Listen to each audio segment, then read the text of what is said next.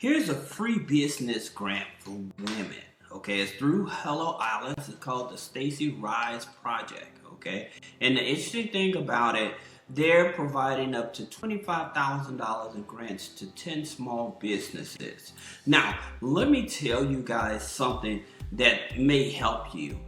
I have another resource, and the government is actually giving anywhere from $50 up to $1 million to help. So I'm going to tell you about that as well. Now, with the Stacy Rise Project, what it is they're actually helping women. Now, here's the thing about it. It says that you don't exclusively have to be a woman in order to get this grant. However, women have first priority of this, okay? But basically for women is what they're saying. Now, in terms of who's eligible, it says be a for-profit US-based business selling consumer packaged goods, right?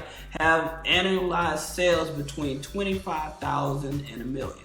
So, and that's annual, okay? That's annual. So with 25,000, so you selling about maybe about $1,200 a month, all right? And you will be eligible to qualify to apply for this here grant, okay?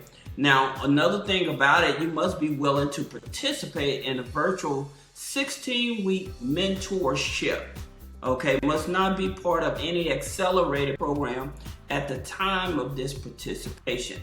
Now, I think this here grant expires around December. Now, here's the thing about it. I'm going to tell you guys, for you being an entrepreneur, one of the key things in terms of being qualified for grants, one of the biggest factors is making sure that you have an active business and a business plan. So in that business plan, they want you to spell out what are you going to be doing with the money? What are the marketing aspects? Are you buying it, using the grant money to buy more product? Or are you going to be using it for marketing purposes? Which are usually the two top things that you need to consider when going after this type of grant. So that's the Stacy Rise Project. Now, here's another thing. As I was saying, here's the application deadline, December 1st, 2023. All right. Now, here's what the government is offering for women. All right. It's the Women-Owned Small Business Federal Contract Program. So what they're doing, they're actually helping women get contracts, so selling different things.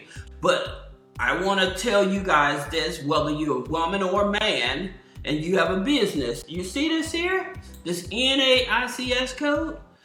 Trust me, when they say they're very specific about a certain NAICS code, this is very important, all right? So they don't want to deal with high-risk type of businesses in order for you to qualify, all right? Now, here's the thing about it. These contracts are for goods and services in specific industries, right? Underrepresented. Some contracts are restricted further to economically disadvantaged women-owned small businesses. Okay, so women-owned small businesses. Now, here's another thing that you have to understand. Some of the other criteria to that. All right, to be eligible for the Women-Owned Small Business Federal Contract Program, a business must be a small business according to SBA size standards. So SBA size standards for a small business to be classified as a small business, they usually want you to have less than 500 employees, okay? Less than 500. Be at least 51% ownership and control of the women business, all right? So again, properly registering your business. Now, I know some of you all may come up with the question, well, what about independent contractors and things of that nature?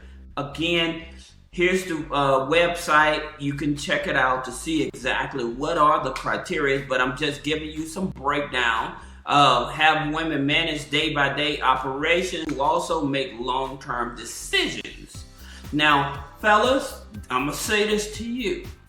if you have a spouse or a female mate that is a part of your business, then I would definitely, if you're trying to become a part of this, especially if I have a wife, I would probably make her 51% ownership of the business, okay?